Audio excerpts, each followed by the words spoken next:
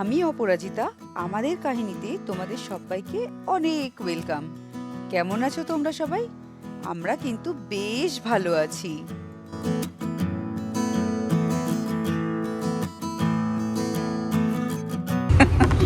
এটাই আমাদের নেক্সট গাড়ি হবে, এটাই কিনবো আমরা। আমি আর অভিক এসেছি গিফট শপে। আমাদের সামনের বাড়ি যে অমৃত আছে, ওর মা বাবার সামনেই অ্যানিভার্সারি। তো আমরা ভেবেছি একটা ফটো ফ্রেম গিফট করব, তার মধ্যে ফটোটা বের করে একদম সুন্দর সেট করে দেব। তো এখানে ফটো ফ্রেম দেখতে এসেছি। ফটো ফ্রেম দেখতে এসেই বাইরে খুব সুন্দর একটা বড় যে বাচ্চাদের গাড়িগুলো হয়, সেগুলো খুব ভাল লাগলো দেখে। আর ওটাই দেখে অভিক বলছিল এটাই আমাকে কিনে দিবি, তাই বললাম যে আমাদের নেক্সট গাড়ি ওটাই হবে।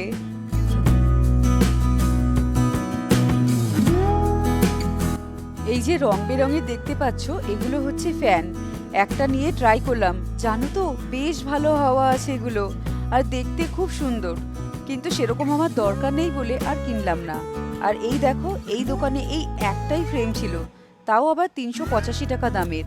এটা একদম পছন্দ হয়নি, আর কোনো ভ্যারাইটি ছিল না, তাই এখান থেকে বেরিয়ে গেলাম আমরা। এখানে দেখলাম ফটো ফ্রেম, যেরকম টাইপের চাইছি সেরকম পাচ্ছি না। সাইজটা পেয়েছি, কিন্তু সাইজটা কালো রঙের, কালো রঙও চাইছি না, একটু কাজ করা সেরকম হলে ভালো লাগবে দেখতে। দেখি আর যদি কোথাও পাই। এবার খুঁজতে খুঁজতে একটা ফটোর দোকানেই চলে এসেছি। এখানে ফটো তোলে, আবার বাঁধিয়েও দেয়, আবার অনেক রকম ফ্রেম রয়েছে। এই দোকানে এসে এত ফ্রেমের ভ্যারাইটি দেখালো যে এখান থেকে আর অন্য দোকানে যেতেই পারলাম না। এই যে আমার হাতে সাদা ফ্রেমটা দেখছো, এই ফ্রেমটা আমরা চুজ করেছি। এটা ওই 300 টাকা মতন দাম নিয়েছে। আর সাইডের ফ্রেমের কালারটাও আমাদের পছন্দ, তো এটা আমাদের ফাইনাল। আর এখানে না এরকম গোল সুন্দর একটা ফটো ফ্রেম দেখলাম। এটা ওই ইলেকট্রিকে চলে, লাইট দিলেই বা মানে ইলেকট্রিকের সুইচ দিলেই এটা জ্বলবে, আর ভিতরে ওই ফটোগুলো উঠবে। এখন চলছে এখানে কাজটা পরিষ্কার ফটো ফ্রেমের। কাজটা আসবে কিনা জেনে হ্যাঁ, কাজটা বোঝা যাচ্ছে মোটামুটি। হ্যাঁ, ফটো পরিষ্কার। আর এই যে হচ্ছে ফটো, ও সরি, ফটো ফ্রেমের কাজ পরিষ্কার হচ্ছে। আর এই যে এদিকে আছে ফটোটা, পুরো সেট হয়ে যাক তারপর তোমাদের দেখাচ্ছি। দেখা একটু সবাইকে। ভালো লাগবে না, কারণ উপরে একটা প্লাস্টিক দেওয়া আছে, প্লাস্টিকটা নোংরা, একটা আবছা আবছা আসছে। বিনা প্লাস্টিকে ওটা খুব সুন্দর লাগবে। ফটো ফ্রেমের ভিতর ফটোটা ভরার পর কিন্তু বেশ ভাল লাগছিল। আর এখন আমি তোমাদের সাথে দেখা করছি পরের দিন। এখানে নারকেল কুড়োচ্ছি, সামনেই পৌষ পার্বণ, তার জন্য নারকেল কুড়িয়ে নিচ্ছি। দুদিন পরেই পৌষ পার্বণ, সেই কারণে পিঠা বানাবো, তাই না নারকেলগুলো সব কুড়িয়ে নিচ্ছি। কালকে অভিককে দিয়ে নারকেলগুলো ফাটিয়েছি, ভেবেছিলাম কালকেই কুড়াবো, কালকে আর সময় করে উঠতে পারিনি, এই জন্য আজকে নারকেলগুলো কুড়াচ্ছি। আর এই যে দেখছো সুন্দর নারকেল কুড়ানিটা, এটা বাবা আমাকে বানিয়ে দিয়েছে। আমাদের বাড়িটাও বানানো, সেটা খুবই সুন্দর, সেটা দেখে আমি বললাম আমার জন্য বানিয়ে দিতে।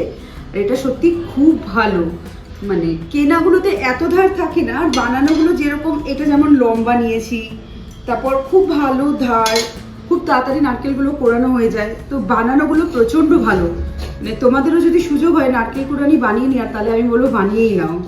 আর এটাতে খুব তাড়াতাড়ি নারকেল কোড়ানো হয়ে যায়। আর হ্যাঁ, তোমাদের সাথে দুধ পুলির রেসিপিটা শেয়ার করব আমি। দেখবে কত সুন্দর নরমভাবে দুধ পুলি বানাই। তার জন্য নারকেল কোড়ানোটা দরকার, কারণ পুর বানাতে হবে। তো চটজলদি আগে নারকেলটা কুড়িয়ে নিই।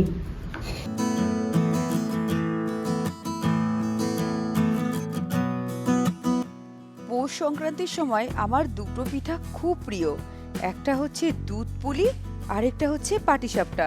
তো আজকে একদম নরম তুলতুলে দুধ পুলি রেসিপিটা তোমাদের সাথে শেয়ার করি। এখানে দুধ নিয়েছি আমি 1.5 লিটার মতন দুধ নিয়েছি। এটা একা খাওয়ার জন্য না, আশেপাশে সবাইকে একটু দেব, কারণ ওরা আমার হাতের পিঠা খেতে খুব ভালোবাসে। আর এই পিঠাটা আমি আগেও বানিয়েছি, বেশ ভালো খেতে হয় এটা। তো সেই জন্য এবার একসাথে বেশি করেই বানাচ্ছি। এখানে দুধটা পুরো ভালো করে জাল দিয়ে অর্ধেকটার মতন করে ফুটিয়ে নিতে হবে, অর্ধেকের একটু বেশি থাকলেও হবে। এবার নারকেলের পুরের জন্য কড়াইতে নারকেল দেব, গুড় দেব, আর এই যেখান দিয়ে দুধটা তোমার ফোটাচ্ছি ওখান থেকে 2-3 হাতা দুধ দিয়ে দেব। দুধটা দিলে বেশ ভালো হয় পুরটা খেতে। আর তোমরা কিন্তু চাইলে এটা ক্ষীরের পুরো বানিয়ে নিতে পারো। এবার খুব ভালো করে মিশিয়ে মিশিয়ে এই নারকেলটা যখন মজে যাবে আর গুড়গুলো গলে যাবে, তখন পুর তৈরি। আর এই দুধটা দেখো অর্ধেকে থেকে একটু কম হয়ে এসছে।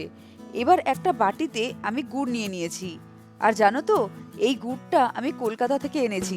এটা হচ্ছে তালপাটালি। এবার গুড়ের মধ্যে গরম দুধ দিয়ে গুলিয়ে নেব। দুধটা অনেক সময় দেখা যায়, মানে দুধটা না, গুড়টা, সরি, গুড়টা অনেক সময় দুধে দিলে দেখা যায় দুধটা কেটে যায়।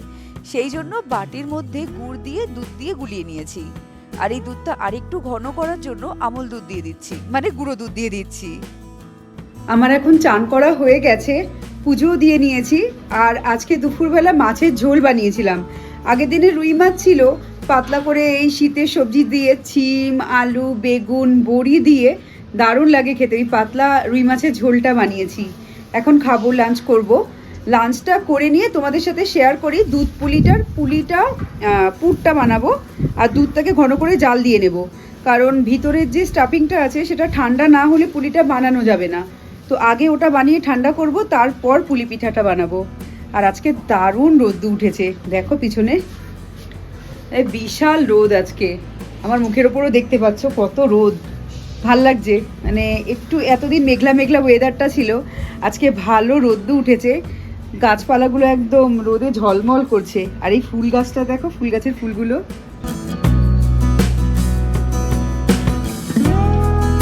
কি সুন্দর লাগছে না ফুলগুলো দেখতে। তাহলে চলো আমি লাঞ্চটা করে নিই, লাঞ্চের পর দেখা হচ্ছে আমাদের রান্নাঘরে। পুলিটার পুর বানাবো আর দুধটাকে জাল দিয়ে নেব। আজকে শনিবার, বেশ ভালো সুন্দর করে রেডি ফেডি হয়ে গেছি একটু বেরোবো বলে। শনিবারই অফিস ছুটি থাকে, তো বাইরের কাজগুলো তো রোববার মেটাই, তো শনিবারই বেরোবো। তো ভেবেছিলাম ডিমার্টও যাব। 7টার মধ্যে রেডিও হয়ে গেছি। অভিকও রেডি টেডি হয়ে নিচে চলে গেছে, চিন্টুর গাড়িটা একটু মুছবে, গাড়ি নিয়েই বেরোবো। চিন্টু আবার বাড়ি গেছে জানো তো, তো ওর গাড়িটা আমাদের এখানে পার্কিংয়ে রেখে গেছে। ভালোই হয়, ও বাড়ি গেলে আমাদের ওর গাড়িটা নিয়ে ঘোরাটা ভালোই লাগে, খারাপ না। তো যাই হোক না কেন বেরোবো ভাবলাম। আর ডিমার্টও যাব, ডিমার্ট থেকেও কিছু টুকটাক জিনিস কেনার ছিল। কিন্তু এখন ওই জুতোর র্যাকওয়ালা ফোন করলো যে জুতোর র্যাকটা কমপ্লিট হয়ে গেছে, নিয়ে আসবো। তাহলে নিয়েই আসুক, না হয় আরেকটু লেট হবে, ডিমার্টটা হয়তো যাওয়া হবে না। তো জুতোর র্যাকটা তো চলে আসবে, তাহলে তোমাদের দেখাই জুতোর র্যাকটা আসুক। আজকে আর পিঠে বানাইনি, বাকি পিঠেটা কালকে বানিয়ে নেব। আজকে এখন একটু ঘুরতে বেরোচ্ছি। সপ্তাহে একটা দিন একটু বাইরে ঘুরতে না বেরোলে মনটা যেন কেমন কেমন করে। আর এই দেখো আমাদের জুতোর র্যাকটা, লোকগুলো এখনো আছে, সেই জন্য অভি খুব ভালো করে দেখে নিচ্ছে যে সবটা ঠিকঠাক আছে কিনা, তালা চাবিগুলো কাজ করছে কিনা। তোমাদের এই র্যাকটা কেমন লাগলো আমাকে কিন্তু জানাতে পারো। আমাদের দুজনের কিন্তু এটা ভারী পছন্দ হয়েছে, আর সাইজটাও খুব পারফেক্ট আমাদের জন্য। সুর একটা দিয়ে গেল, ভালোই হলো, তাড়াতাড়ি দিয়ে গেছে। এখন 7:30 বাজে, যাব। শুনলাম এখানে লরি আছে আজকে, তো দেখে যাই লরিটা কি হয় এখানে। খুঁজতে হবে লরিটা কোথায়। কোথায় সত্যি জানি না কোথায়, কিন্তু গ্রুপে মেসেজ ছিল আজকে লরি আছে। জায়গাটা ফটোটাও বুঝতে পারছি না দেখে যে কোন লোকেশন। ওই আগে চল দেখি, খুঁজে পেয়ে যাবো, এইটুকু তো সোসাইটি। দেখি, খুঁজছি, এখন খোঁজা চলছে লরি কোথায় হচ্ছে। তারপরে বেরোবো, বেরিয়ে আমরা ডিমার্ট যাব 8টার সময়। 10টায় বন্ধ না ডিমার্ট? 10টায় বন্ধ, 8টার সময় যাব ডিমার্ট। যেতেও আধা ঘন্টা লাগবে কম করে। খুঁজে পেয়ে গেছি লরির জায়গাটা। এই যে ছোট্ট করে লরির মতন কাঠ দিয়েছে। লরিটা নাকি পাঞ্জাবিদের অনুষ্ঠান, তো এখানে যেরকম পাঞ্জাবি রয়েছে তারাই এটা অর্গানাইজ করেছে। এটা আর আগুন দিয়ে আমার দেখা হয়নি, কারণ এটা দেখতে গেলে আমার ডিমার্টে লেট হয়ে যাবে, তাই আমরা বেরিয়ে গেলাম।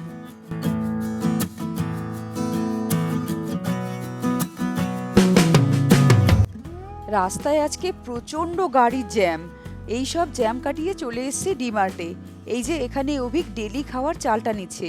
তোমরা জানো ডিসেম্বর মাসে আমরা যখন এই চালটা নিয়ে গেছি তখন ছিল 60 টাকা করে কেজি, আর আজকে এসে দেখছি সেম চালটা 72 টাকা করে কেজি হয়ে গেছে।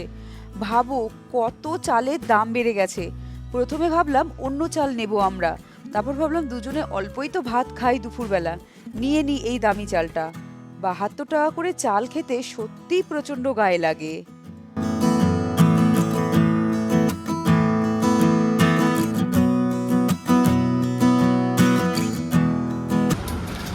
হলো আমাদের শপিং। আমরা যখন ঢুকেছি তখন 9:10-15 বাজে, আর এখন ওই 10:15-20 মতন হয়েছে। ডিমার্ট দেখো পেছনে পুরো বন্ধ হয়ে গেছে। আমাদেরও শপিং হয়ে গেছে, এবার বাড়ি ফিরছি। বাড়ি যাওয়ার সময় রাস্তা থেকে আজকে রাতে ডিনারটা সেরে গেলাম। এই হচ্ছে চিকেন মালাই টিক্কা আমার, আর অভিকে ছিল চিকেন লেগ পিস। এটা নিয়েছিলাম স্টার্টার, ভীষণ ভালো খেতে। এরপরে নিয়েছিলাম পাশের একটা অন্য দোকান থেকে মোগলাই পরোটা। এখানে লেখা ছিল কলকাতা স্টাইল মোগলাই পরোটা। দেখে তো দুজনেরই জিভে জল, তাই নিয়ে নিলাম। কিন্তু আমাদের ওখানের মতন পুরোপুরি স্বাদটা আনতে পারেনি। ঠিক আছে, যা এনেছে তাই দিয়েই আমরা মানে মনটাকে শান্ত করছি।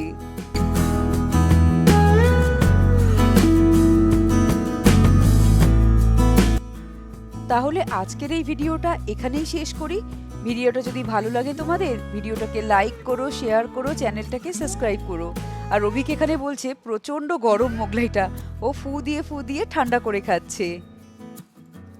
আর তোমরা সবাই ভালো থেকো, সুস্থ থেকো, সাবধানে থেকো। এবার আমরা আসছি, টাটা।